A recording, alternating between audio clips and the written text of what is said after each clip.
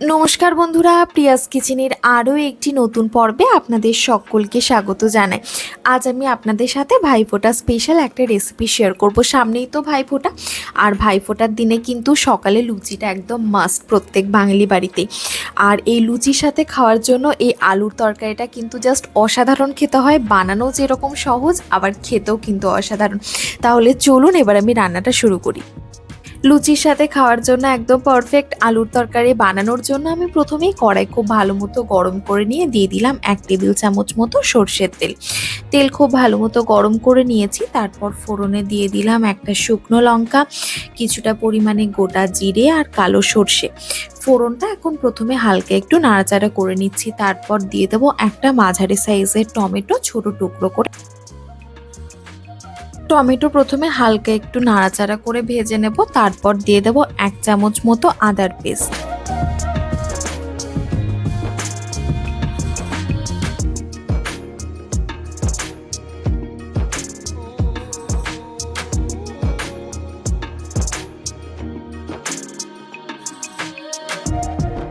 আদাটা এখন টমেটোর সাথে একটু ভালো মতো ভেজে নেব 2 থেকে 3 মিনিট সময় ধরে, যাতে আর কোনো রকম কোনো আদার কাঁচা গন্ধটা না থাকে।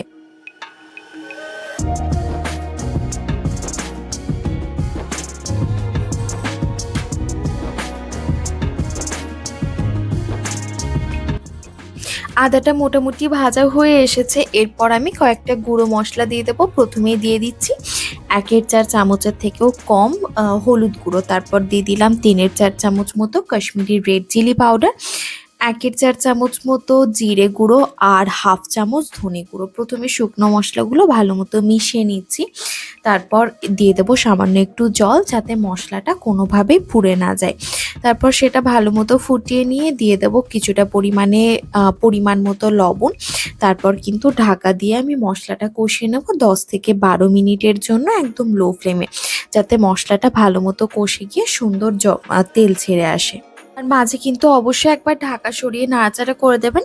আর প্রয়োজন হলে জলটাও অ্যাড করতে হবে, নইলে কিন্তু মশলা পুড়ে গিয়ে কড়াইতে লেগে যেতে পারে। মশলা বেশ সুন্দর কষানো হয়ে গেছে, আর দেখুন সাইড থেকেও তেল ছেড়ে এসেছে। এরপর আমি দিয়ে দেবো আগের থেকে সেদ্ধ করে রাখা আলু। আমি আলুগুলো খোসা সমেতই সেদ্ধ করেছিলাম, সামান্য একটু লবণ আর পরিমাণ মতো জল দিয়ে। এখন আলুগুলো এরকমভাবে হাত দিয়ে একটুখানি বড় বড় টুকরো করে ভেঙে দিচ্ছি।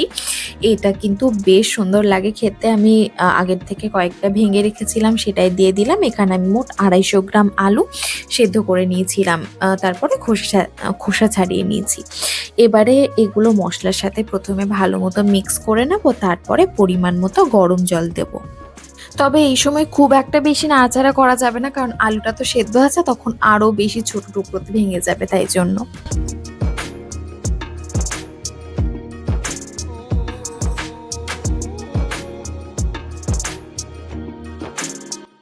এবারে ভালো মতো নাড়াচাড়া করে মিশিয়ে নিয়ে তারপর প্রথমে 1 থেকে 2 মিনিট সময়ের জন্য ফুটিয়ে নেব হাই ফ্লেমে।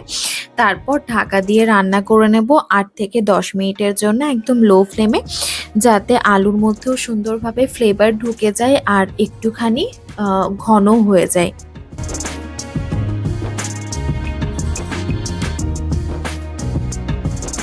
আলুর তরকারি কিন্তু অলমোস্ট রেডি। এরকম কনসিস্টেন্সিটাই কিন্তু একদম পারফেক্ট লুচি বা পরোটা কিংবা রুটির সাথে খাওয়ার জন্য।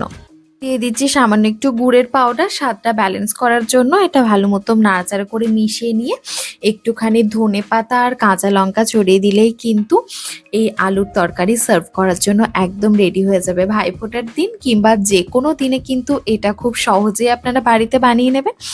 আর বানালে কিন্তু অবশ্যই জানাবেন যে কেমন লেগেছে আপনাদের। ভালো লেগে থাকলে ভিডিওটা একটা লাইক আর বন্ধুদের সাথেও শেয়ার করে দেবেন। আর চ্যানেলটা এখনও সাবস্ক্রাইব করে না থাকলে সাবস্ক্রাইব করারও অনুরোধ রইল। আবারও দেখা হবে আর অন্য একটা ভিডিও নিয়ে। ধন্যবাদ, ভালো থাকবেন।